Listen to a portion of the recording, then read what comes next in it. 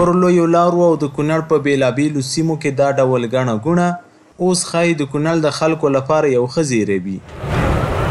دې ولایت ته د هیواد له بېلابېلو سیمو څخه راتلونکي سیلانیان د کونړ زرغونې درې د سیاحت لپاره مناسب ځای ګڼي.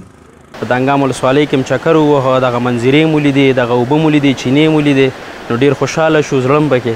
نو دغه ملګري انډیوالان راسره راغلي وو، ساعتتېري مو کړله. نو موږ واقعي چې ښه ځای ده، ښه د چکر ځای ده، د ساعتتېرۍ ځای ده. راغلي نه زابل نه ولایت نه یو. موږ له خلکو څخه داسې اراده، داسې توقع ده چې راشي د کونړ ولایت ته، او کونړ ولایت په ولایتو کې بیا داسې ښایسته ولسوالیانې شته، 5-6 ولسوالیانې دي چې ډېرې ښایسته ولسوالیانې دي. د لوی اختر پر رسیدو سره کونړ ولایت ته خواوشا 110,000 کورني سیلانیان راغلي او د دې ولایت له طبیعي منظرو څخه لیدنه کړې ده.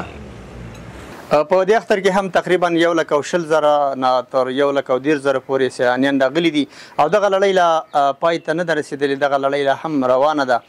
کیدای شي چې د اختر د 15مې 14مې پورې هم دغه لړۍ دغه شي وغځېږي او دغه سیلانیان را روان دي د کونړ د بېلابېلو دارو نه، لکه د نورګل د درې نه، همدارنګه د دیوګل د درې نه، د ناوپاس نه، د غاښي نه او د نور د چپې درې، د ماڼوګي، د وټپور ولسوالۍ د بېلابېلو دارو نه دوی لیدنه کوي او همالته خپل بنډارونه کوي. په کور دننه د یو ډاډمن امنیت پایله ده چې ډلې سیلانیان د هیواد له ګوټ څخه لیدنه کوي. باور دا دی چې د سیاحت وده په کونړ او نورو سیاحتي سیمو کې د کورني اقتصاد د پیاوړتیا لامل هم ګرځي.